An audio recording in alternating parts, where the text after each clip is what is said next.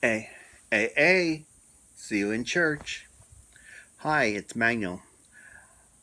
I was thinking about, when I was younger and how I loved church. I used to think I'd be a priest, and I just loved church. I would go, to me, it was the most beautiful thing, and what the priests were saying was beautiful. The way my mom brought me to the church about an hour before the mass had finished, everybody had left, and we would go in and persina ourselves and put holy water, and we'd walk and we would do the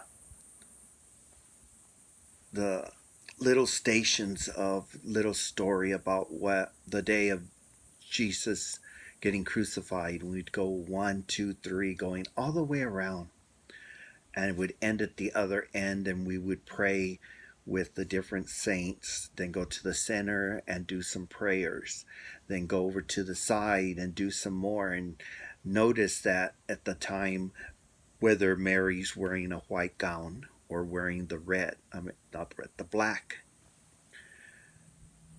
And it was always, for me, it was just so beautiful. And then we'd go find our spot, we sit down, and well, actually, we did sit. We kneeled and prayed. And then, as people were coming in, we would sit down.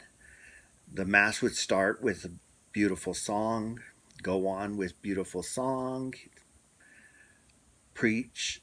The priest would say his moments, then another song, then he'd walk, and then um, you go and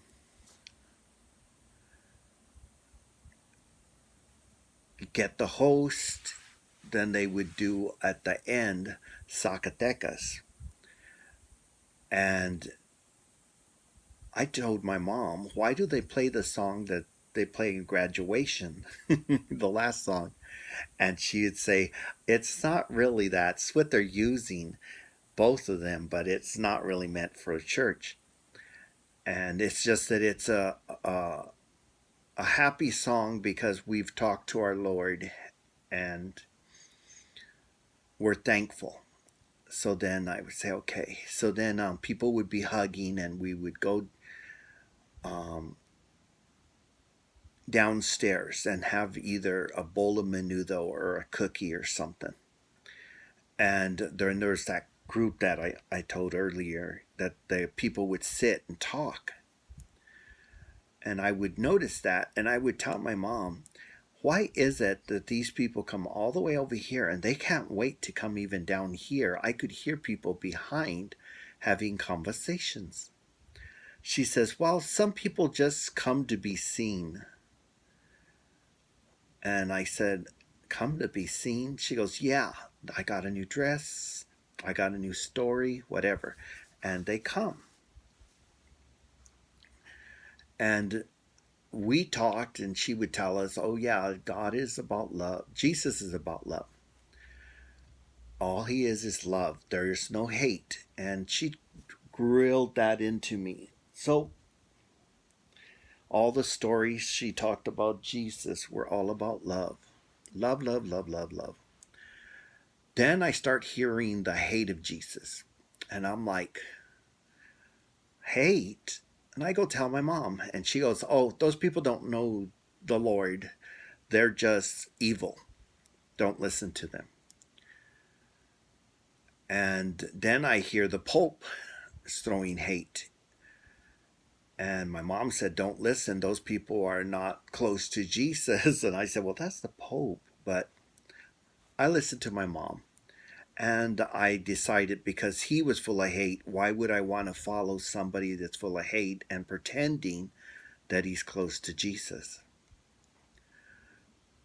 So as things go on, I had been already praying not to be what I am.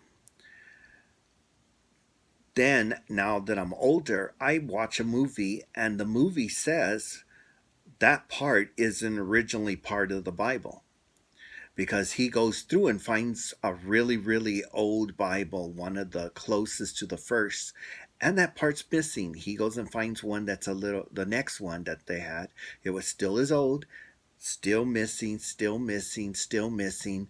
And he says, well, he says, the new books have this part full of hate, and the old books don't have that part. So if they don't have it, then it's naturally not part of Jesus. Somebody else put it in there. And it made me think about the people that are going and wrapping bombs to themselves and blowing themselves up. That's also not part of their Bible, but somebody has slipped it in, and these people are such followers, they just don't know to correct it and get rid of that part and do the truth. So it makes me think of that, and I feel bad for everybody because not they're not smart enough to really listen to what they're reading, because I always felt it didn't belong part of the Bible, because Jesus, from what I've read and heard and seen in movies and everything, he's a loving, caring, not hating, and those people are pushing the hate. And I'm like, no. Then somewhere along the line I saw a movie, the video that they were going to talk about Jesus as a child and he was killing people. And then I was like thinking about that recently, and I said, well, he didn't receive any of those powers until after he was baptized. So he couldn't have done any of those things those people were trying to say, these hateful people. So, so much for that. Anyway, you believe in what you want to believe in, but I believe in Jesus' love, and no one's going to change that. But anyway, don't forget to subscribe, say hi, and I'll AA. See you at church.